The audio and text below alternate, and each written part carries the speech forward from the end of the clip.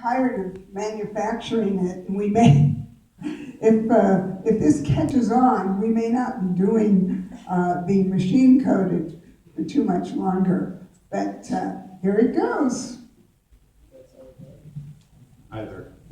I think yes, we have been for about 40 years the only about 20 years ago I started selling carbon tissue that we were manufacturing on, I did it lay down in the beginning, and then over about 10 years ago we started making it on machine coated carbon tissue.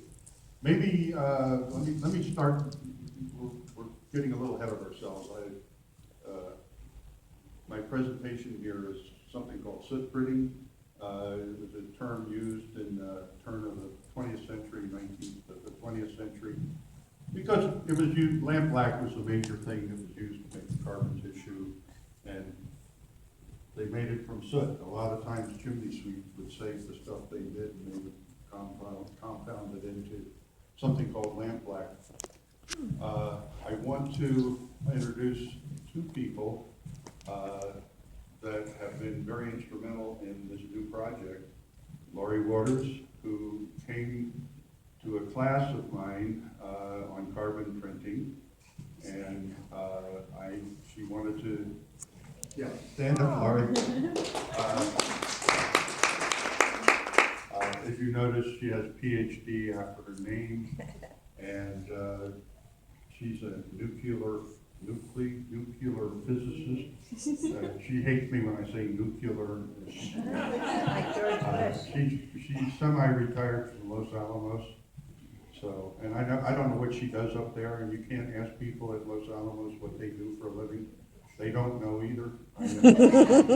And then came on a little bit about, 2-3 weeks ago, is Caitlin Buzzetti. And she's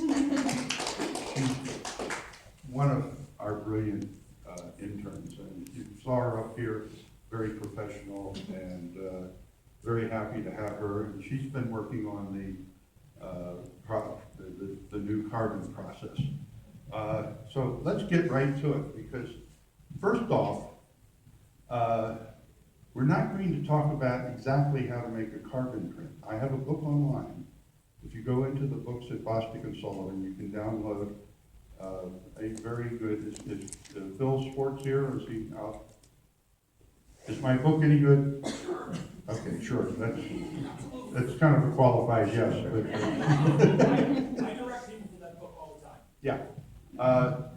If we were to cover a class on how to make a carbon print in total, it would take all day, so we're going to talk about the tissue, and we're going to just briefly go into the process of making a carbon print, and where everybody's keyboard's different, so I have to find it. Now, there's going to be a quiz later, so memorize that. One of the things that never gets talked about in the photo books is there's only three real photo processes. Everything else is based on those photosensitivity systems. We have, I can't even read it here. The top is dichromated colloids or cross-linked colloids.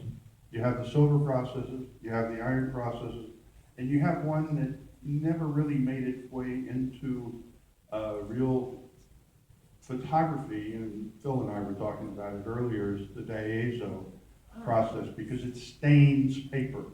But it's a photosensitive material, but it stains everything orange. And it's okay for making a printing plate, because you're only going to print the ink, not the color of the plate. So that never really enjoyed any real popular use. The carbon print is in a family called cross-linked colloids.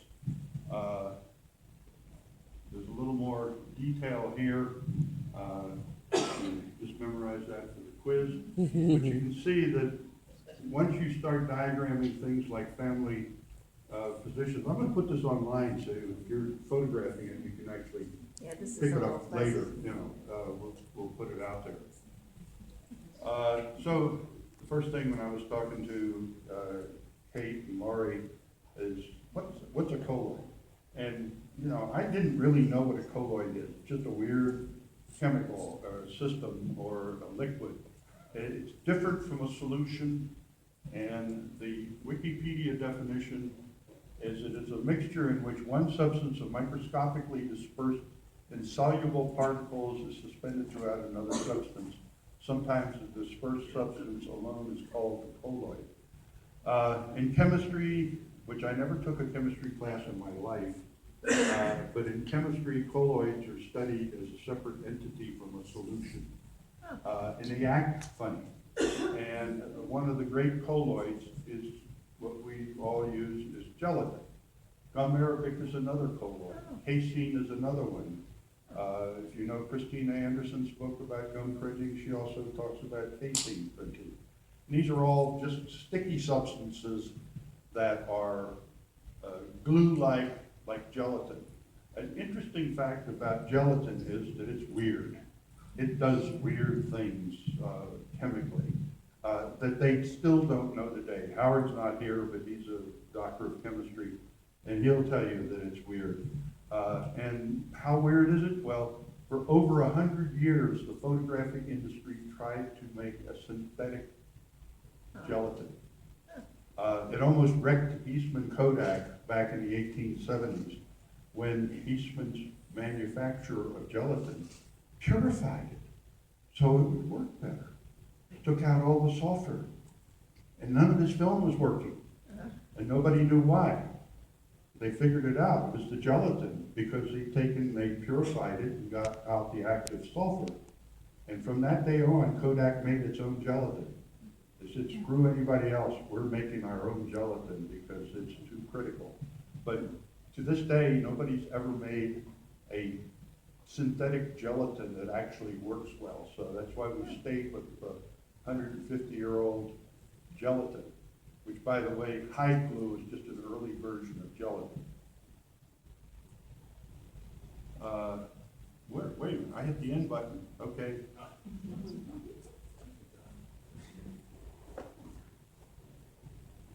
Where's the first page?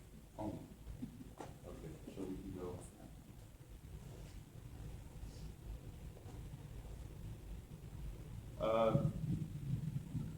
Okay. There's some weird stuff about carbon. You make a tissue, you see that yellow and blue stuff laying there? That's called carbon tissue. The word tissue is doesn't mean what we think it means in French. It